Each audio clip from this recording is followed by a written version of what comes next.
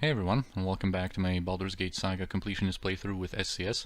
And you might have noticed that we're not exactly at the place that we left off the last episode, and that is because I went back into the past to basically show something that I've missed before, and that's pretty important.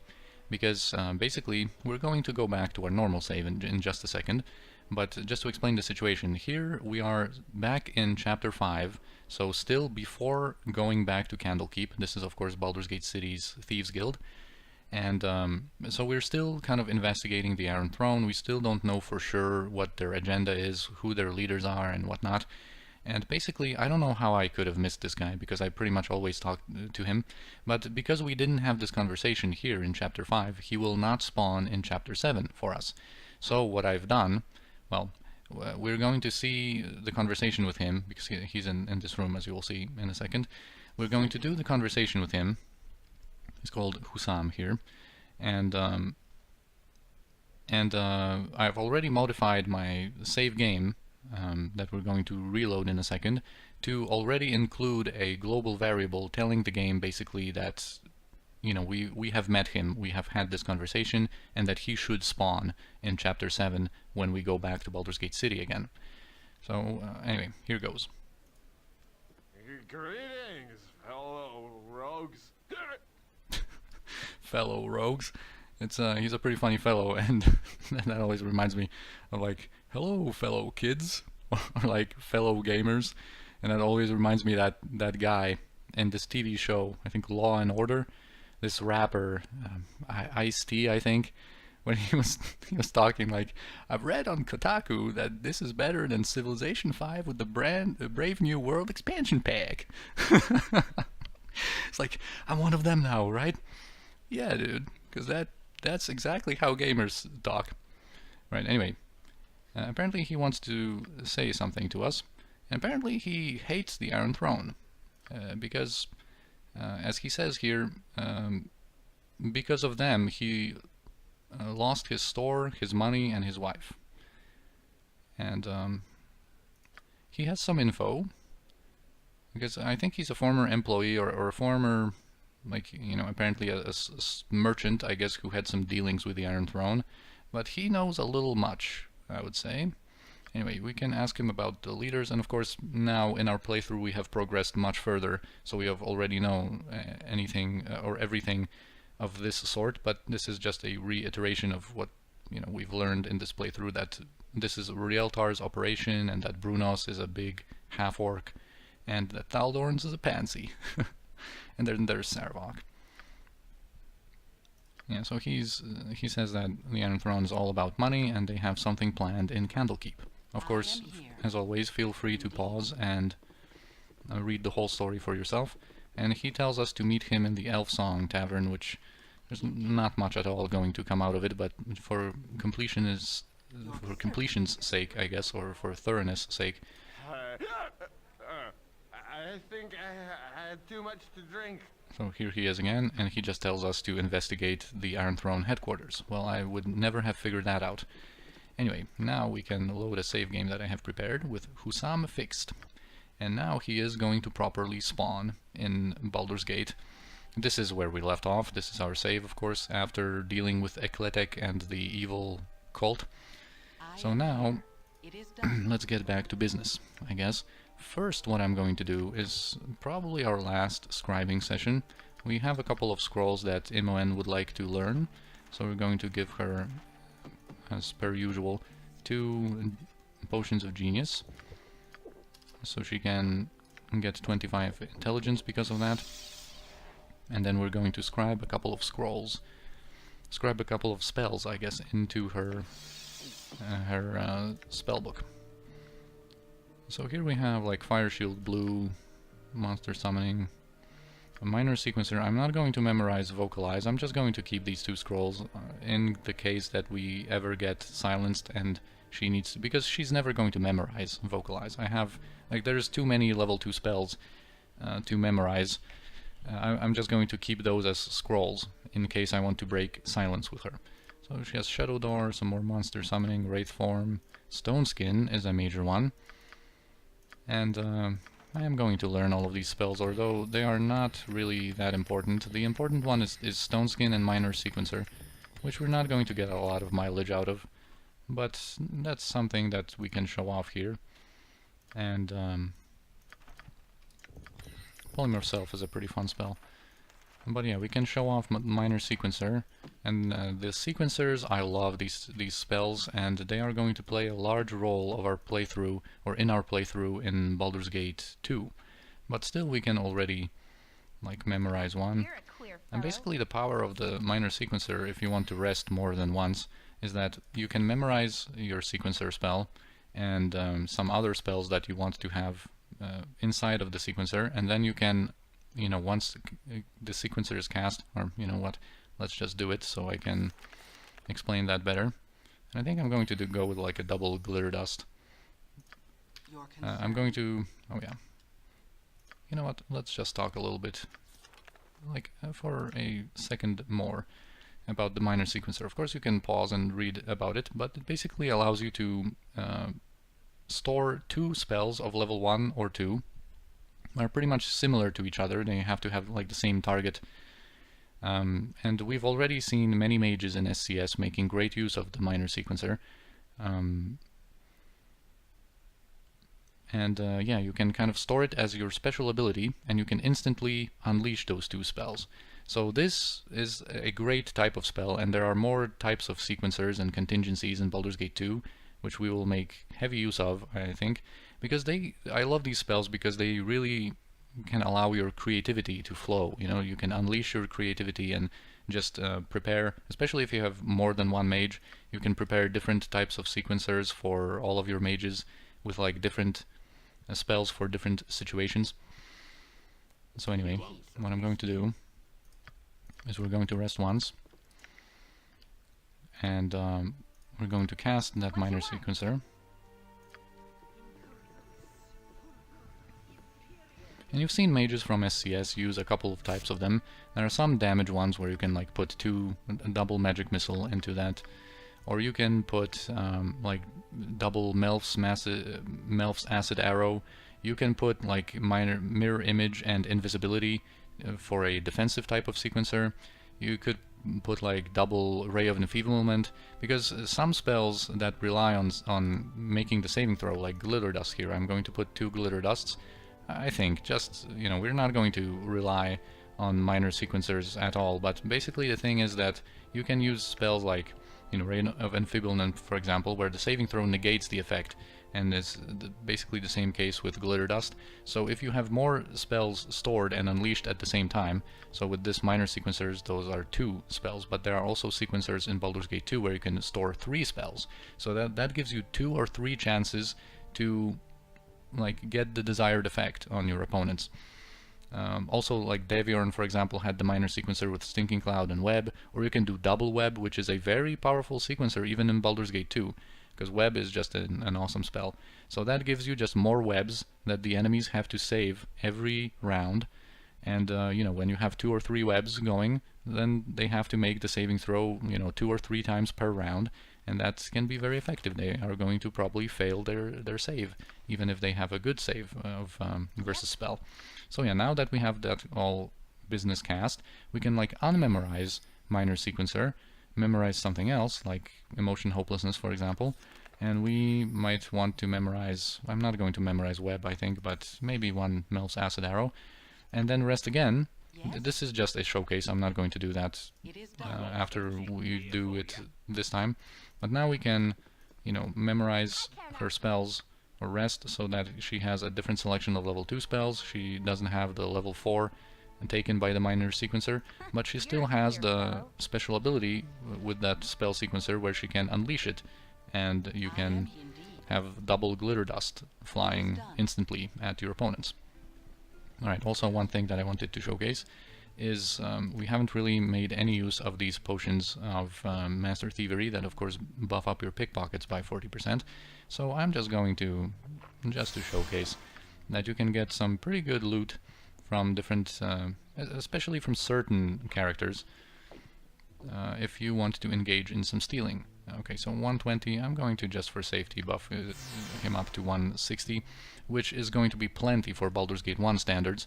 Not so much in Baldur's Gate 2, and in general in Baldur's Gate 2 we're going to make much more use of stealing, because in Baldur's Gate 2 there are a lot of vendors and merchants that you can steal from, and that have like some really cool goodies, and there's also a couple of certain people that you can pickpocket some pretty good loot off of.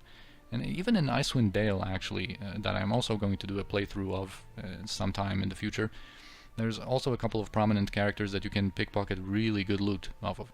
So here's Dushai, and oh yeah, we have to change his armor because he's in that egg plate.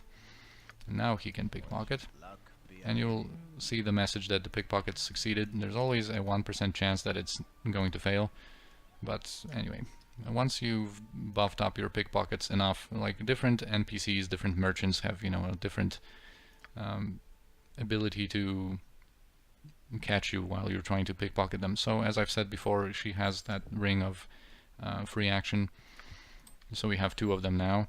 And he also was able to pickpocket some pretty good potions, another web scroll, I guess, and, you know, potion of magic protection, and the 21 strength frost giant potion.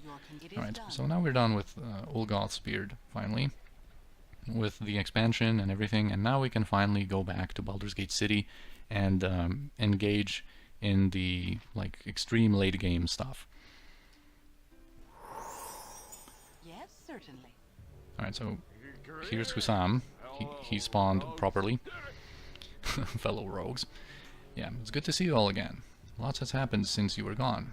I've been hearing all sorts of things. I heard you guys are wanted for murders. So you're murderers, eh? Well, I still like you. Hey, I have some more info for yous. Do you want to hear it? Yeah, I want to. So there is going to be a couple of people informing us in different occasions in different places that a couple of things have happened since we were away in Candlekeep. So first of all, he asks us if we know about Duke Elton. He's diseased, apparently. His second in command, Scar, got killed. Assassinated he was. Yeah, and he wants to meet us by the Blushing Mermaid. So we're going to meet him there soon, because he is way more than who he appears to be. I am here. Alright, so now that we are back from Candlekeep, you know, we are going to be chased by the Flaming Fist. And there are going to be groups of 2 of them, and we don't want to fight them, or we don't want to kill any of them, because we're going to suffer a massive reputation penalty, because they are still the respected, you know, kind of police force. So there are a couple of ways to get around all those groups of the Flaming Fist guys. You can rely on speed, on like Boots of Speed and Haste spells and Oils of Speed potions, just to outrun them. You can make extensive use of the sewer system that will bring you to, like I've shown you in Chapter 5, that will bring us to a couple of important spots throughout the city, and there's of course plenty of these grates that, you know, like this one, for example, that will take you to the different parts of the city so that you don't have to travel on the ground and, you know, attract the attention of these Flaming Fist officers. Also, what you can do is basically just have everyone invisible, with just one person, you know, being like the fast one, basically, being visible to do conversations with and to just do stuff with, and everyone else can remain invisible. And that's, I think, what I'm going to go for, probably. Or, you know, if you have stealthy rogues or thieves, you can use their stealth. If you have clerics, they can have Sanctuary cast on themselves. So we're going to do probably a combo of that. We're going to have everyone invisible, probably. Or if you're going to outrun someone with, or everyone with just one fast character like Seneshira, you don't even need to make everyone else invisible, because, well, unless you want to go in certain places.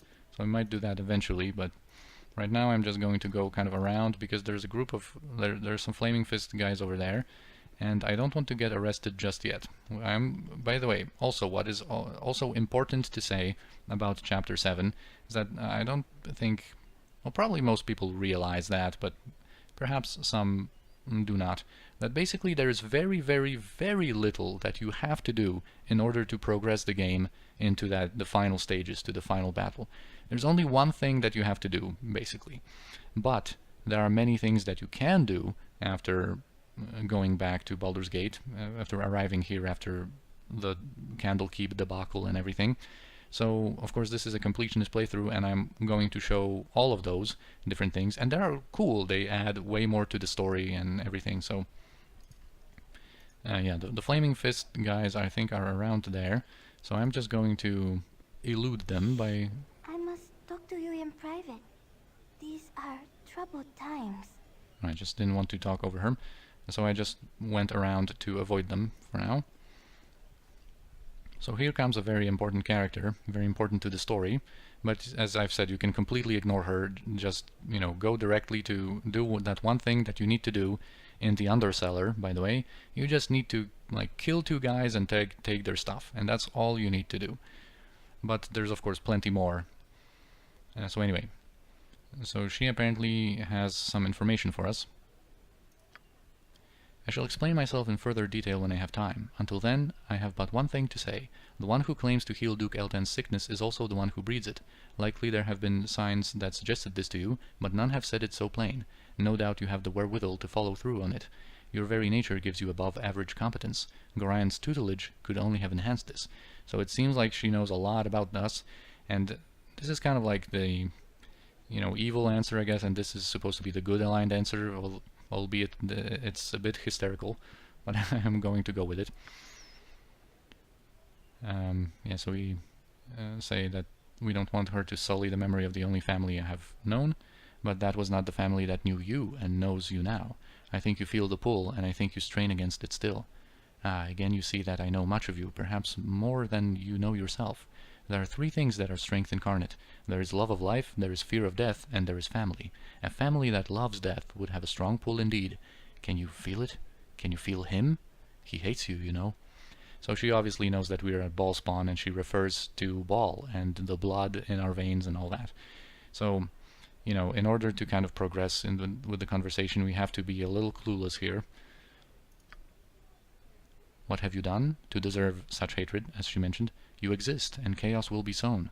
That is the way it was intended, though I hope to change it. I must go, and you must go to Duke Eltan. Protect him from his own healer. I will wait near the Flaming Fist headquarters. We shall speak again, and I shall have something to ask of you. So yeah, this gives us one clue to investigate the whole Flaming Fist organization, because apparently Duke Eltan is on his deathbed, deathly sick, and no one apparently knows how to cure him. His second-in-command, Scar, was murdered, so the whole leadership of the Flaming Fist is completely turned upside down, pretty much. Hello there. Here's another guy, Delphir, that also wants to talk with us. So apparently he's a member of the Harpers, and he also has some information for us. So it basically confirms what we already know. Like I said, there are a couple of people that will tell you bluntly what happened. So Scar was assassinated, Duke Eltan has some kind of mysterious ailment, but the new thing that he says plainly here is that yeah, the most important news for you concerns your recent return to Candlekeep. You've been accused of murdering the leaders of the Iron Throne. Everyone believes that you are agents of Amn. They think your persecution of the Iron Throne was just a cover-up for Amn. Tensions run pretty high right now. The new Iron Throne president, Saravok, has placed a price on all of your heads. The Flaming Fist has a warrant for your arrest. And he wants to know if we were guilty. It doesn't really matter what our answer is, but let's be honest with him, I guess. So, killing is never the answer. Well, tell that to the Child of Baal, will you? Like, we have like hundreds of kills, and none of those are basically ones that we've provoked. Yeah, but anyway, that's in the past, and it doesn't really matter. So he has more info. Yeah, he of course gives us some leads that we might want to investigate the Iron Throne Tower, which is kind of like the common sense thing that everyone would probably want to search through first when returning to Baldur's Gate City, to check up what's going on in the Iron Throne Tower. And of course he also informed us about the Flaming Fist changes. So we can ask about Scar, and apparently the evidence found where he was murdered points to the Shadow Thieves. And we can ask, who are the Shadow Thieves? And they're basically a thieves guild, kind of massive organization that has its bases all along the Sword Coast, but its main base of operation is located in Amn, in Aec'Letec, and Shadow Thieves are going to be extremely important in the story of Baldur's Gate 2. So, of course, the signature mask and stiletto left on Scar's body incriminate them, but of course it's kind of, you know, a lot of people suspect that this is evidence planted there for a purpose. Yeah, there's Elton's healer Rashad here. And he's going to have like a very insignificant piece of info in the 3 old kegs, but we're going to visit there later.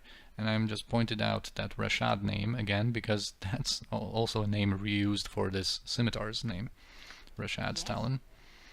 And also there's one more person to talk to in this district, but we have to go back around Elf Song Tavern. And I would teleport Senashira, but she's so fast with the boots that we're going to be where we need to be in a second. You know, I am actually going to teleport her because I forgot to showcase one cool thing. There's a cursed scroll in this barrel, for example. Yeah.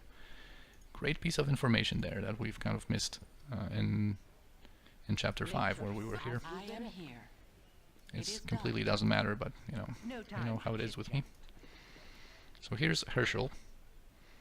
And he also talks about the iron shortage and the strange dealings of the Iron Throne, apparently. That's the important piece of information we can get out of him.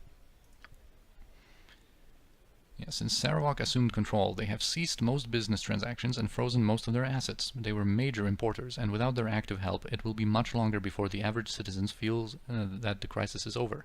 It would seem that Saravok is going to use the Iron Throne to fuel his harsh stance on An, and thus his bid for the position of Grand Duke. The fact that he is crippling a large merchant house seems inconsequential to him. I cannot imagine a sane businessman following such directives. Something is very odd at the Iron Throne building indeed. So another kind of clue to go and check out the happenings at the Iron Throne. That's pretty much it when it comes to this district. So we're going to visit a couple of more just to get a better picture of everything that's going on. So in this one there's going to be another guy. Yes, certainly. Well, first there's Nikolai that I missed in chapter 5. And we can pay him 15 gold pieces to tell us... oh wow. Oh no, I misclicked. I wanted to pay you. Alright, disaster. Anyway, fortunately we have a autosave right there. Anyway, let's talk to him. And we can pay 15 gold for him to tell us the history of Baldur's Gate. And I referred to it back in some other episode, and telling about how the walls of Baldur's Gate City were created and stuff like that. So here I'm just going to click through it, and feel free to pause, of course, to read through the whole story.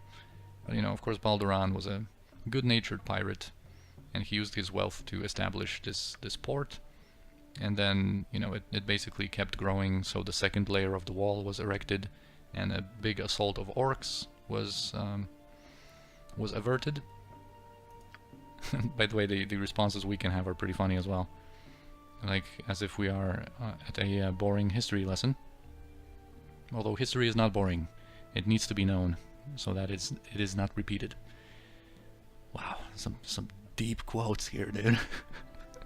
Coming from me today, dude.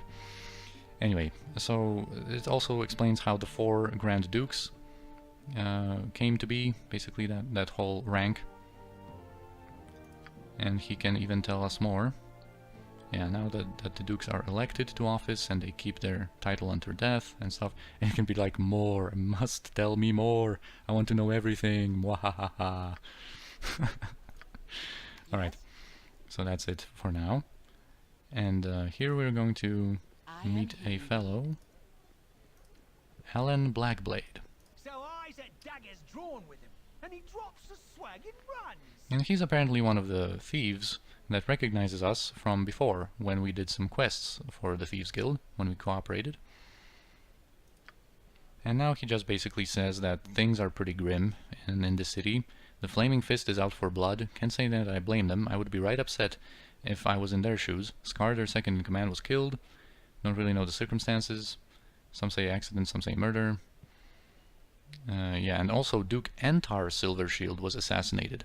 So basically 2 of the Dukes are pretty much eliminated out of the picture because Entar Silvershield was assassinated, and Duke Eltan is like you know, horribly ill. Yeah, so he even talks about these guys from Candlekeep that are apparently accused of the murder of the Iron Throne Iron Throne leaders, which is us, of course. And yeah, he mentions Angelo Dosan, who apparently is now in command of the Flaming Fist, after the first two, Eltan and Scar, are unavailable. And he just says that, you know, he has a lot of information, but he doesn't think anyone would believe a common thief like him.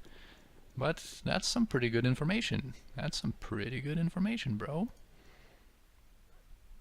Alright, where to go next? There's still a couple of conversations to do. There's pretty much nothing in the central district. We might go... Oh, this is pretty cool. If we go, I guess, to this one, to the central western, and let's just teleport ourselves, because of course we're in that very small quarter. Yes, certainly. Well, here there's going to be some conversations that we can have. He, like Sir Lothtirin, says something about an inauguration ceremony. They're crowning Saravok as the new Grand Duke. Anyone who's anyone knows that. So he is supportive of Saravok. This city needs a strong hand to get rid of riffraff like yourselves.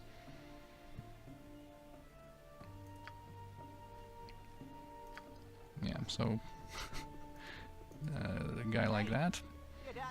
And here is a messenger, I think. Hesito. Yeah, a messenger from Amn. Patience wears thin in Aec'Letec, the capital of Amn. We're massing troops along our northern border and are prepared to advance on Baldur's Gate in short order should they continue any longer with their belligerence. Tell all who care, for if Amn goes to war, it shall be total war, against the city's citizens as much as against its bragging dukes. So yeah, the tensions are running high, as it was said. And I think that is it for this district when it comes to conversations and stuff. We can also go into this one. It is done. And we don't want to progress too far into the north because I think there's a Flaming Fist squad over there. But we don't need to, really. Yes? Hey, sexy. Do you want to take a look at me, Diddy? Here's Sugar.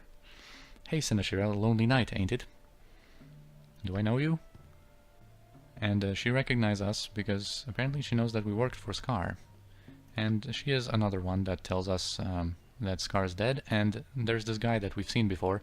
He tells us about Ivan, who apparently charges 10 gold for the whole story about how Scar was murdered.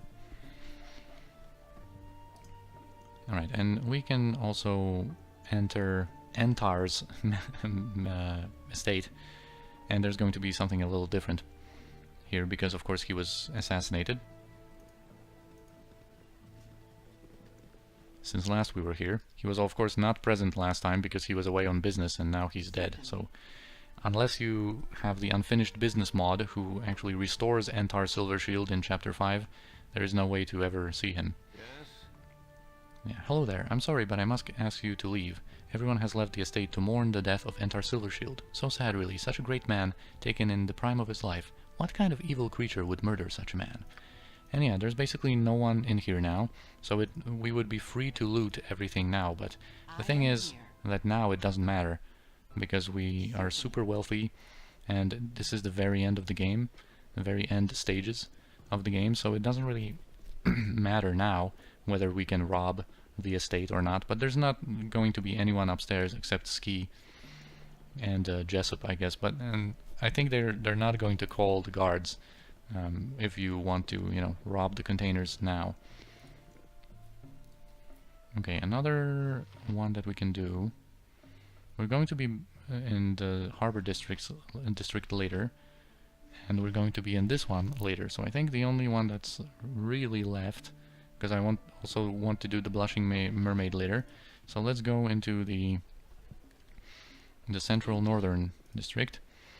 And there's no Flaming Fist guys on the way here. We can also enter... This is another entrance point, and I'm just going to teleport our guys here as if we entered from here. Because this is going to be something different here.